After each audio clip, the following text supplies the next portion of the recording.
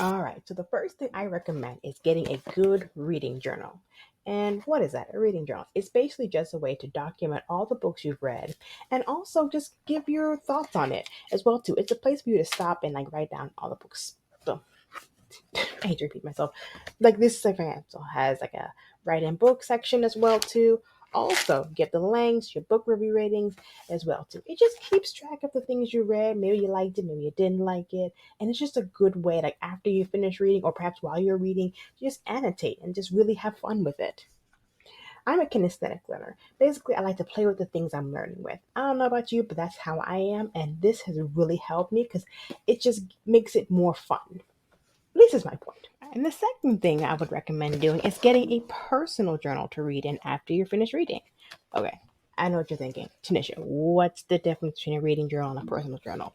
Reading journal is just for you to document what you're reading, but your personal journal is for you to document your feelings, not necessarily what you're reading, or perhaps on what you're reading, or whatever it is you want to do, your daily tasks for the day. For me, I like to think after reading is my contemplation time. Contemplating on what I just read, how I can apply it to my life. It doesn't have to be that deep. It can just be fun things as well too. But I just find that meditative state after reading a really good time to just stop and process everything. And what better way to do that than via writing in a personal journal? So step number 2, get a personal journal. The third thing you can do is set an alarm clock to this. You can do it on your phone or just wherever, but have somewhere where you literally have a timer that goes off around the time when you typically like to read. And that way it just reminds you, oh, that's right, I gotta read today. As adults, we get busy, life gets lifing, and sometimes we forget. And so having that timer just going off when you know, okay, time to read. And then honestly, as I did it more and more and more, my body got used to, okay, this time to read. Grab my book, grab my annotation stuff, and let's sit down and let's read. So getting a good alarm clock for reading. Here's my microphone. But now brings us to number 4, which is going on a social media television fast 1 day a week. I found that just doing this freed up my time so much so I can get other things done, but also get my reading done as well too. Sometimes after a long days of work, I just sit in front of the TV and just watch it until I fall asleep. And then I come up with this excuse of, oh, I can't read, but it's like you had so much time to read. So I typically do this maybe 1-2 times a week. Typically I do it on a Wednesday. It's in the middle of the week, breaks it up and makes it more breaks a monotony, if you will. So after work, I come home, I keep the TV off, turn my cell phone off, and let everyone know, hey, taking some time out now, and I just read. After dinner and whatnot, spend time with family, and then read. And what I found was that I just had so much time dedicated to reading, and I got through so many books by doing this. So yeah, number 4, take a social media television break, at least once a week. Right. Step number 5, simple enough, always carry around a book with you. At least one book, even if it's whether it's paperback, hardback, or just on your Kindle if you have one. Take it with you wherever you go. So that way, if you're at lunch, if you have at work or whatnot, you can read then. Also, if you go to a doctor's appointment and you're in the waiting room, bring your book with you. You just never know when you have those moments where you can just kind of chillax, read a book. And, oftentimes I've been out in public like, man, I could be reading a book right now. Well, then, there you go. And speaking of having a bag large enough to carry your books, look at this bag right here. Isn't this beautiful? The designs, the coloring, the inspirational quotes, the melanin. Ugh. I found this on Instagram and I absolutely fell in love with it. I just knew that I had to have it. It's by a company called Sister Bag. And Sister Bag is a Black-owned, socially conscious lifestyle brand.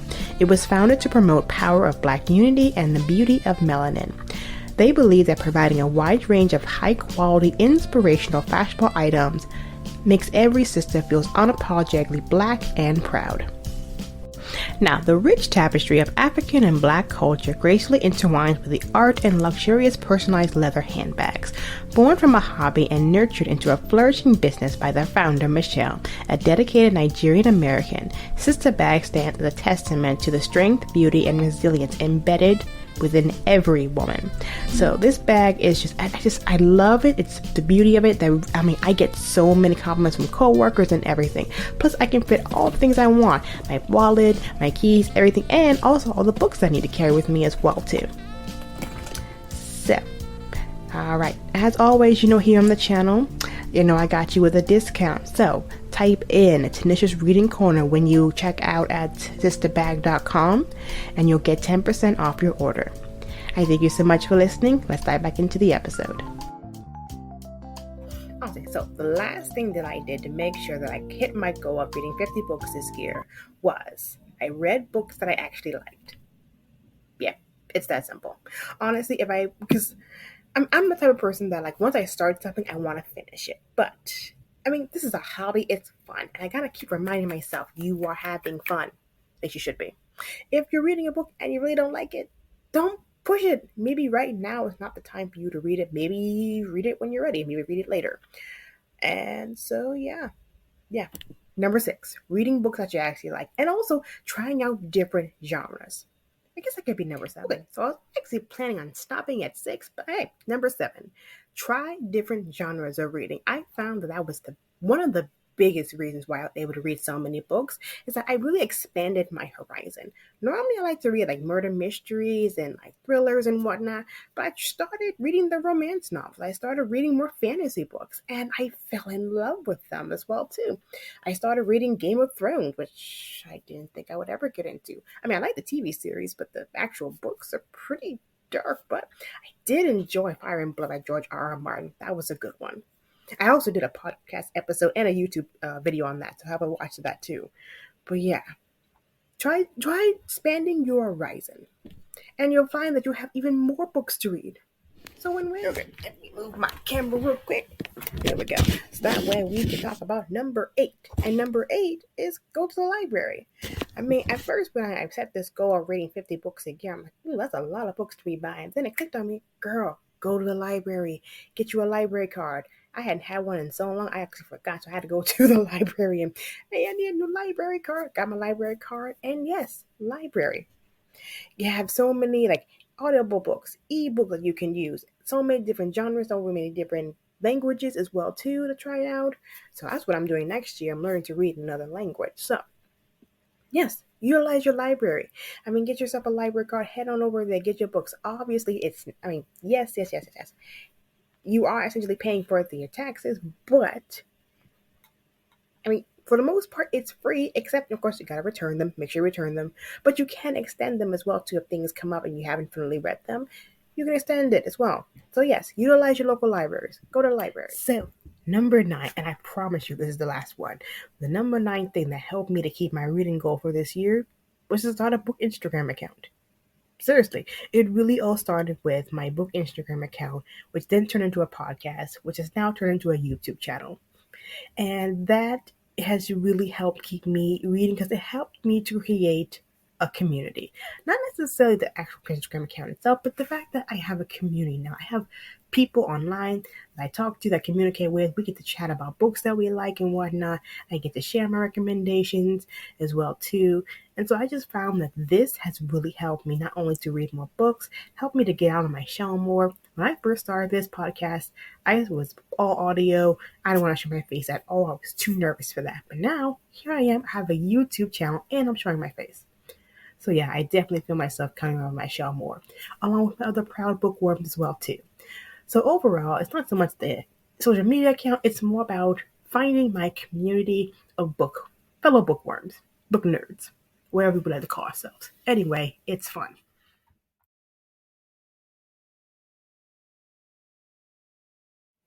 All right, so now to my favorite part of this. No, all of it's not my favorite part, but to my favorite books of the year. So the first one I'm going to talk about is Fourth Wing by Rebecca Yarros. I started this book. I saw it first on Book Talk. TikTok for books.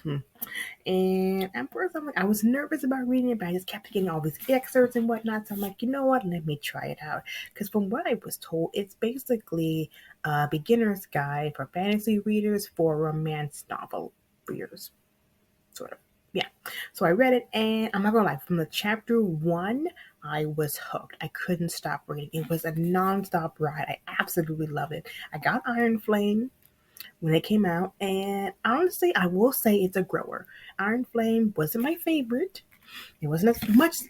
Iron Fourth Wing was definitely a 5-star read for me. Iron Flame wasn't my favorite. I did do a YouTube video on how I didn't like it, sort of, but it's slowly growing on me. So there. But no, back to Fourth Wing. Fourth Wing stars our protagonist, who is Violet Sorrengail, who is basically being forced by her mother, General Lilith Sorrengail, to enter into what they call the Rider Squadron of the Basgiath War College, where basically the Rider Squadron is where you go to train to become a dragon rider. It is hardcore, it is military style, it is basically fly or die type of thing. I didn't think I would like it, but I absolutely love it. I'm obsessed. I cannot wait for book 3. Book 2 is already out. And there you go. So that was one of my favorite ones. All right, my next favorite 5-star read. How to Get Good with Money. Yes, I talk about this all the time. I'm going to keep talking about it because every time I read it, I get something new from it. How to get good with our finances. That is something that is so critical, especially in today's economy. And also, Tiffany Aliche came out with a whole workbook as well, too. So that's why it's back again on top of my 5. I'm rereading this and going through it with the workbook as well, too. So stay tuned because I will definitely be doing a Bella book review on this one as well, too, as we come into the new year. So, Tiffany Alice's Hulk talks about financial wholeness. There are 10 simple steps to becoming financially whole, is what she calls it.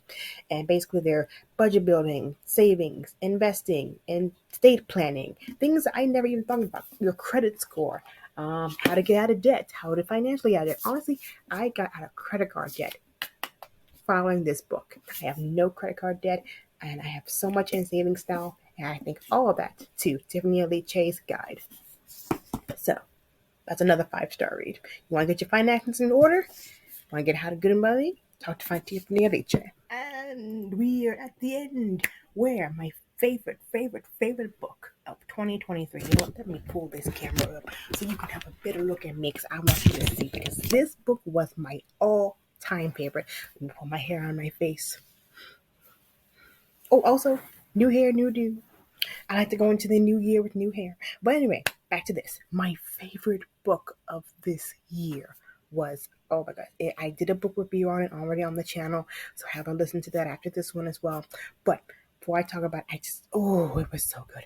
I saw the cover and I just knew that. Because I know, don't judge a book by its cover, but this one, Aphrodite and the Duke by J.J. McAvoy. Yes, you can judge this book by the cover. It is as good as it looks. It's absolutely wonderful. It's set in the Regency era. It's about a young debutante named Aphrodite who was stood up by the Duke, but she learns how to forgive him, and she learns the reason why he stood her up. And I mean, it's got everything. It's got love, romance, a lot of spicy scenes in it, so get some water, but also betrayal, backstabbing, even murder. It's a nonstop roller coaster. There are some slow parts, but you know what? I love it. It was just for me. It was perfect. A definite 5-star read for anyone. So, Aphrodite and the Duke by J.J. McAvoy. I also listened to it on Audible as well, too. So, go grab that as well. An amazing read. I love the author. Also, she has a whole series of them as well. This is just the first in the series. The second one follows her stepsister, and then the third one follows her sister. So I will be reading those and coming into the new year as well, too. They're around here somewhere. But yeah, I'll definitely put this on your TBR list. Read it as soon as possible. It was just my all-time favorite. I love the book. Fell in love with Aphrodite. She is a sheltered woman, but she has a heart of adventure. So, sound interesting? Go get it. Okay, so we are now at the end of this video. I thank you so much for watching and tuning in. And honestly, this will be the last episode for this season. We will definitely come back. I'm taking a break. You know, holiday season's coming up. It's not coming up. It's here. So I got lots going on. But I promise you, midway through January, opening February, I will come back with a new episode. I will keep you uploaded here on the channel, so please subscribe, like, comment, share with family and friends, and I will see you all in the new year. And as always, I wish you all good wellness and good reading. And happy holidays!